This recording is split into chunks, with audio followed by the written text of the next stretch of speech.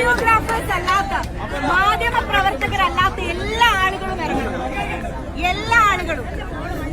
കേരള സർക്കാർ ഏറ്റവും പുതിയതായി ആവിഷ്കരിച്ച പ്രിയദർശിനി ബസ് 2 ദിവസം മുമ്പായിരുന്നു പ്രിയദർശിനി ബസ്സിൻ്റെ ഇനാഗുറേഷനും കാര്യങ്ങളൊക്കെ നടന്നത്. ഇനാഗുറേഷൻ ഡേയിൽ തന്നെ കേരളത്തിൽ പല സ്ഥലങ്ങളിലായിട്ട് പല KSRTC ഡിപ്പോകളിലും അല്ലെങ്കിൽ ബസ് സ്റ്റാൻഡിലും ബസ് സ്റ്റോപ്പിലുമെല്ലാം നെഗറ്റീവും പോസിറ്റീവുമായിട്ടുള്ള ഒരുപാട് അഭിപ്രായ വ്യത്യാസങ്ങളും അതിനെ തുടർന്നുണ്ടായ സംഘർഷങ്ങളും കാര്യങ്ങളും എല്ലാം സോഷ്യൽ മീഡിയയിലൂടെ ഒരുപാട് വീഡിയോസ് ആയിട്ട് നമ്മൾ കണ്ടു അല്ലേ.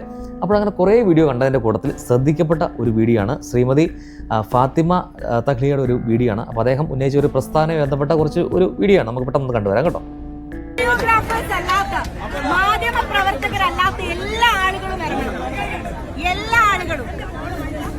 ഉദ്ഘാടന പരിപാടിയില് സ്ത്രീകളല്ലാത്ത മാധ്യമ പ്രവർത്തകരല്ലാത്ത ആളുകൾ ഇറങ്ങണം.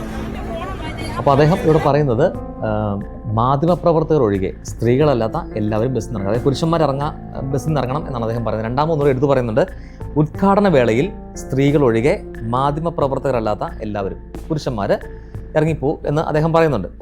അപ്പം ഈ ഒരു വീഡിയോയുടെ താഴെ നെഗറ്റീവ് കമൻറ്റിൻ്റെ ഒരു ചാകര തന്നെയാണ്. അപ്പം അതുകൊണ്ട് തന്നെയാണ് ഞാൻ ഇങ്ങനെ ഒരു വീഡിയോ എടുത്ത് ഒരു റിയാക്ഷൻ വീഡിയോ ചെയ്യാം എന്ന് ഞാൻ ഓർത്തത്.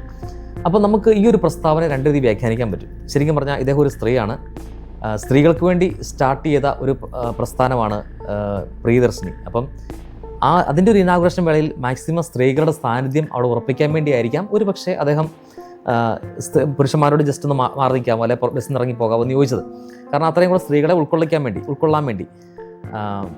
അതിനോടൊപ്പം തന്നെ നമുക്ക് നെഗറ്റീവായിട്ട് അല്ലെങ്കിൽ അതിൻ്റെ മറുവശം പറയാൻ പറ്റുന്നൊരു കാര്യം എന്താണ് എന്ന് ചോദിച്ചു കഴിഞ്ഞാൽ, ഇപ്പം എന്നെ സംബന്ധിച്ച് ഞാൻ 8 മണിയുടെ ബസ്സിന് സ്ഥിരം ഒരു ജോലിക്ക് പോകുന്നൊരു വ്യക്തിയാണെങ്കിൽ എനിക്ക് ആ ബസ്സിന് തന്നെ പോയേ പറ്റൂ, ശരിയല്ലേ? അപ്പം അങ്ങനെ ഒരു പക്ഷേ ആ ബസ്സിന് കയറുന്ന പുരുഷന്മാരുണ്ടെങ്കിൽ അവരോട് ഇറങ്ങിപ്പോകുമോ എന്ന് പറയുമ്പോൾ അവർക്കൊരു ബുദ്ധിമുട്ട് സ്വാഭാവികമായിട്ടും ഉണ്ടാവും. അതിനുശേഷം ഞാൻ അദ്ദേഹത്തിൻ്റെ വേറൊരു വീഡിയോ കണ്ടു, നിങ്ങൾ ദയവ് ചെയ്ത് പുരുഷന്മാരുണ്ടെങ്കിൽ ഒന്ന് ഇറങ്ങാമോ, ഇത് ഇനാഗുറേഷൻ വേളയാണ്, സ്ത്രീകൾക്ക് വേണ്ടിയുള്ള ഇതിൻ്റെ ഇനാഗുറേഷൻ വേളയാണ്, അപ്പോൾ ഇറങ്ങാവോ എന്നൊക്കെ ചോദിക്കുന്ന ഒരു വീഡിയോ അതിനുശേഷം ഞാൻ കണ്ടായിരുന്നു.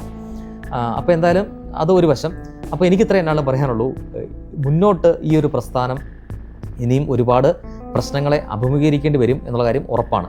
പ്രത്യേകിച്ച് ഈ സ്ത്രീ പുരുഷ വിവേചനം ഇവിടെ വന്നത് കൊണ്ട് തന്നെ, അതായത് ഈ ടിക്കറ്റിൻ്റെ കാര്യത്തിൽ വിവേചനം ഉണ്ടല്ലോ, അവിടെ സ്ത്രീകൾക്ക് ടിക്കറ്റ് വേണ്ട, പുരുഷന്മാർക്ക് ടിക്കറ്റ് വേണം, ആ ഒരു പ്രസ്താവന നിലനിൽക്കുന്നത് കൊണ്ട് തന്നെ മുന്നോട്ട് പുരുഷന്മാർ ആ ബസ്സിൽ കയറി അല്ലെങ്കിൽ ഈ പ്രിയദർശിനി ബസ്സിൽ കയറി പുരുഷന്മാർ യാത്ര ചെയ്യുമ്പോൾ അത് ഒരു സ്ത്രീ മേധാവിത്വം തന്നെ അവിടെ ഉറപ്പായിട്ടും അവിടെ ഉണ്ടാകാനുള്ള സാധ്യത 100% ഉറപ്പാണ്. അവർ പറയും ഇത് ഞങ്ങളുടെ ബസ്സാണ്, ഞങ്ങൾക്ക് വീട്ടിലുള്ള ബസ്സാണ് എന്ന് പറയും. അപ്പോൾ അതൊക്കെ പിന്നീട് വേറെ ഒരു പ്രശ്നത്തിലേക്കുള്ള വഴിത്തിരിവായിരിക്കും എന്നുള്ള കാര്യം നമുക്ക് എല്ലാവരും പറഞ്ഞതുപോലെ അരിയാഹാരം കഴിക്കുന്ന ആർക്കും മനസ്സിലാക്കാൻ പറ്റുന്നൊരു കാര്യം തന്നെ. അപ്പോൾ ബഹുമാനപ്പെട്ട കേരള ഗവൺമെൻറ്റിനോട് ഒറ്റ കാര്യമേ പറയാനുള്ളൂ, ഇത്രയും നല്ലൊരു പ്രസ്ഥാനം നിങ്ങൾ തീരുമാനം മുന്നോട്ട് വെക്കാൻ സാധിച്ചെങ്കിൽ ഇതിൻ്റെ ബാക്കി ഒരു പരിഹാരം കാണാനോട് നിങ്ങൾക്ക് പറ്റണം. അതായത് ഒന്നെങ്കിൽ ഈ ബസ് സ്ത്രീകൾക്ക് വേണ്ടി മാത്രമായിട്ടുള്ള ബസ്സായിട്ട് മാറ്റണം, പുരുഷന്മാർക്ക് വേറെ ബസ്സുകളുണ്ടല്ലോ, ഫാസ്റ്റ് ബസ്, സിറ്റി ബസ്, വേറെ സംഭവങ്ങളുണ്ടല്ലോ, അത് കയറി യാത്ര ചെയ്യുക. അല്ലെങ്കിൽ പിന്നെ നാളെ സ്ത്രീകളുടെ ബസ്സിൽ കയറി എന്ന് പറഞ്ഞാൽ അല്ലെങ്കിൽ അങ്ങനെ എടുത്തു ഇങ്ങനെ ചെയ്തു എന്ന് പറഞ്ഞാൽ അടുത്ത പ്രശ്നങ്ങൾ ഇനിയും മുന്നോട്ട് വരത്തേ ഉള്ളൂ. അപ്പം എന്തായാലും ഈ വീഡിയോയുടെ താഴെ വന്ന കമൻറ്റ്സ് എന്നൊക്കെ പറഞ്ഞാൽ അതുപോലെ നെഗറ്റീവ് കമൻറ്റ്സ് ആണ്.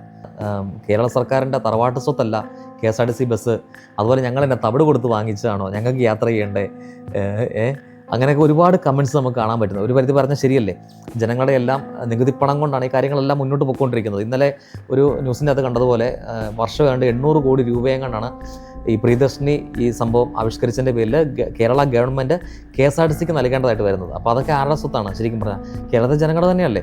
അപ്പം അങ്ങനെ വരുമ്പം ഇക്വാളിറ്റി, പുരുഷന്മാർക്കും തുല്യതയുണ്ട്. അപ്പം നമുക്ക് ആ ഒരു തുല്യത നഷ്ടപ്പെടാനുള്ള സാധ്യത ഉണ്ട് എന്ന് മാത്രമേ ഞാൻ ഈ ഒരു വീഡിയോയിലൂടെ ഞാൻ പറയാൻ ഉദ്ദേശിക്കുന്നുള്ളൂ.